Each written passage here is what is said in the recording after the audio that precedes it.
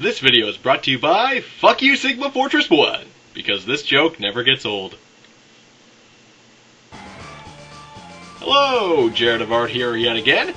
This time we're going to be going after Sigma Fortress 3. And as far as Sigma Fortresses go, this one is probably the easiest of all three. Yep, we're already at the boss door. All we gotta do is get past one Mega Tortoise and run to the room. Epic boss time!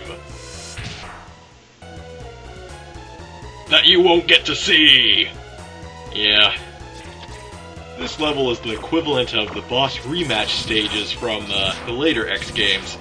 As you can see, we're already at another boss. So, let's go after this guy too. Off-screen, of course. Victory leap for off-screen victory!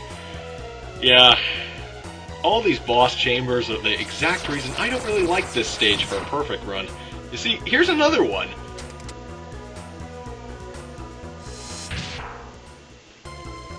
This stage, more so than the last one, really makes me feel like I'm cheating. By skipping boss rematches like this, I'm essentially cutting the stage into such small segments that it poses no challenge at all. And this is why I'm glad Megaman X2 and up have rooms dedicated entirely to boss rematches. If I ever decide to do later fortress stages, I'll just skip that boss rematch room entirely, and that'll make things much more fair. Alright, time for an off-screen rematch. Then again, now that I think about it, this stage would still be really easy, even if I had to run through the whole thing in one go. Well, everything except this part. This part is like Boomer Kuwanger's stage on steroids, with turn cannons everywhere, sign fallers falling down at you, and laser defense grids everywhere. It's a very short segment, but unfortunately, I'm gonna have to break a rule. There is a guy coming up right over here that I'm gonna have to take out. I'll explain why in a second. You see, if I didn't charge shot, I wouldn't have been able to hit the bottom turn cannon. With that cannon there, you wouldn't be able to fall to the ground with it in the way. And if you're thinking, why not just slide down the wall and jump over it that way? That won't work. With the small gap the laser defense grid gives you, it's impossible. Throughout all my tries, I couldn't get through without resorting to using the charge shot. Unfortunately, that's how it had to be. But now it's time for our rematch with Invisible Man.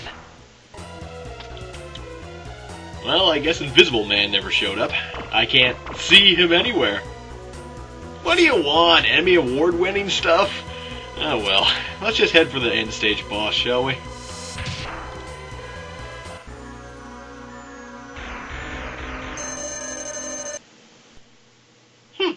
Apparently, the boss took out my audio. That dastardly fiend!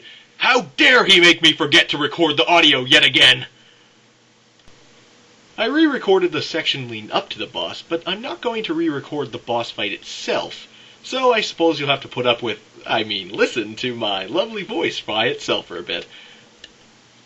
This awesome-looking Faceman bot is the D-Rex. It was supposed to be a large dinosaur, but by the time the fortress was discovered by Zero, only the head was completed, forcing Sigma to convert it into a tank. Its top and bottom separate, and they move sporadically, trying to crush you. When the pieces hit a wall, and you're currently on a wall, it can stun you off of it. Other than that, the D-Rex can charge what is known as an electron sphere. It fires in your direction no matter where you are. So, to dodge it, you must wall climb, making this boss impossible to do by my no wall jumping rule. Well, it appears that little live Jared has just defeated the boss. I suppose that means it's time for afterthoughts and commentary. Only one boss left, Sigma himself. Now I'm getting excited. Let's do it!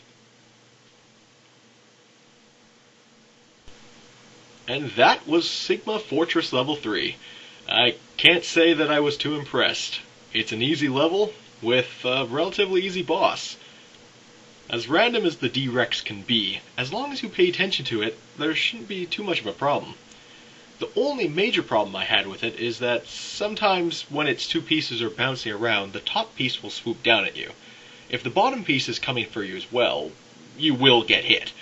You cannot avoid it, and that irks me slightly. Like Flame Mammoth, having to rely on luck to defeat this guy was annoying. For the stage, I really don't have anything to say. Even if I had to run it without skipping the bosses, it would still be one of the easiest levels in the game. In fact, I'm not even taking the stage into account for the 3 out of 10 score. The boss earns the whole thing. At any rate, next up is the leader of the Maverick Rebellion, the dastardly Sigma himself.